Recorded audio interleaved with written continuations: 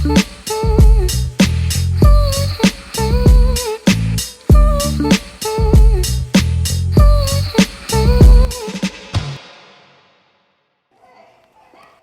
you start by saying my name or my just go? Yeah, what do you want to start by saying? Your name, your ID number, your passport number. By the way, we've already started. Yes. Me, I'm easy. My name is Edu Bulemi. I've been here for ages, by the way. It's been a while, and I enjoy doing it. All things tech, all things music. So this is our board for sound. It's an Allen & Heath Avantis. We've had it for over a year and a half now. Yeah, it's a beautiful piece of machine. Very intuitive. I really love it. I love the fact that you're able to operate both screens seamlessly, moving within bands. It's not an issue. It's so easy. You can do 64 channels. You have like about 12 local, and then 48 on the other side on the GX stage box. Yeah. So it's a really good piece of machine. Right now we are able to. We also have a Dante 64. Card that really comes in handy when you're doing recordings for post-production later. It really works well. But we also do. We also have a live stream. So what we do, we use one of the aux channels. Ideally, I would have used any other way, like iMetrics. But I think I love using an aux channel because it frees us to tweak as much as you want without having to interfere with what's happening. And I'm most of you will agree with me that when you're doing sound for live and for by live I mean for broadcast, it's totally different from what you do for house, because I mean the dynamics are different, the acoustics are different. So definitely you have to mix it differently. So what we do with the auxiliary channel, someone sits here.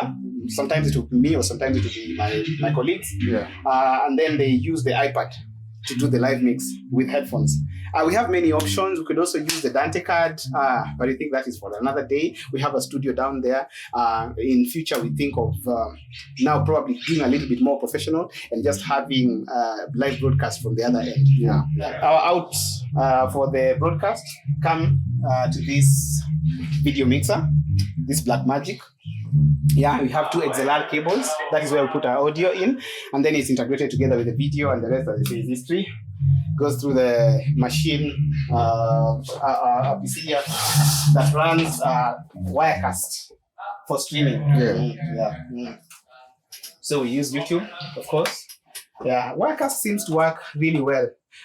The thing about using the Blackmagic audio setup is that I'm also able to do like kind of like mastering for broadcast, and that makes it easy. So you don't have to tweak stuff every other time. Once you've done it, you can tweak stuff from the mixer or from the iPad itself.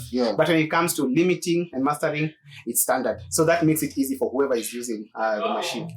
So that you don't have clipping, distortion. I mean, because that's annoying. No one wants to listen to something over on TV or radio, or rather on whatever media outlet. Why do you use specifically Wirecast? Interesting. We were looking for something high end, something good, and then it was the first thing that came into our mind. I know if probably would have landed on vMix, probably something we would have used, but we're so much used to it. It's easy. We find it easy to integrate. The other good thing is, I don't know, I've not used vMix, but I also know with when it comes to recording, like if I was to record directly to Wirecast, it's so easy, no buffering, and I believe you can still do 4K actually on it. Wirecast. So anyway, I'm talking from having experienced Wirecast. And it really makes work easy. So depending on the number of vocalists, we'll probably do between 6 to 10, 12 microphones. We at the moment we're currently using Sennheiser's E35. We've had them for quite some time. They seem to work. Sometimes they pick a little bit more on the high end but they seem to work for us now. For our monitors, especially for the BGVs, right now we have a mix and match of some sort because we're trying to upgrade the system. So we have FM12s DP on one side, and then we also have a QSC K12s. Yeah. But we're thinking of upgrading because we've had the FM12s for close to 10 years now. Yeah. And then for our tops, we are running T8s, still DP, really good machine. Speakers, we've had them for pretty much over 10 years. So we're doing line array, 3 aside.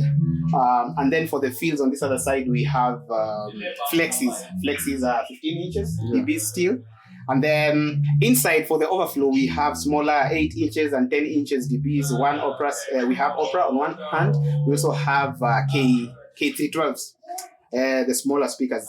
They really work well. They've served us for a while now. Now that's for the overflow. For the band, right now we're using some kind of like integrated in-ear system. So it's not like the way you have like Allen and Heath and E1s or anything.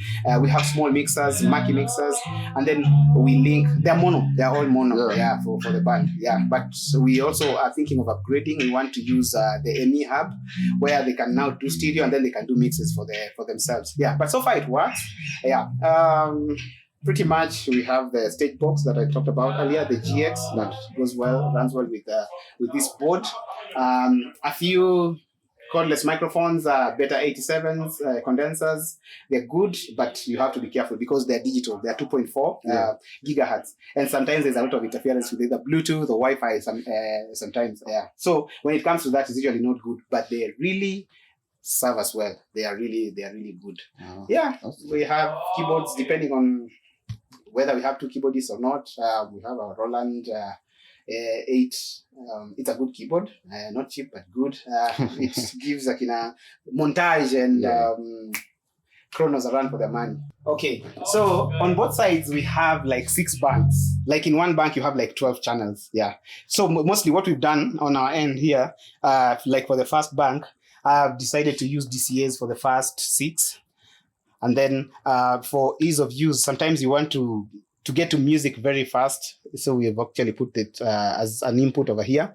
And then now over here we have the live for broadcast, then our sub, and then this is for house. Now when you come to bank 2 is now when we have the monitor system, both for the BGVs and for the band.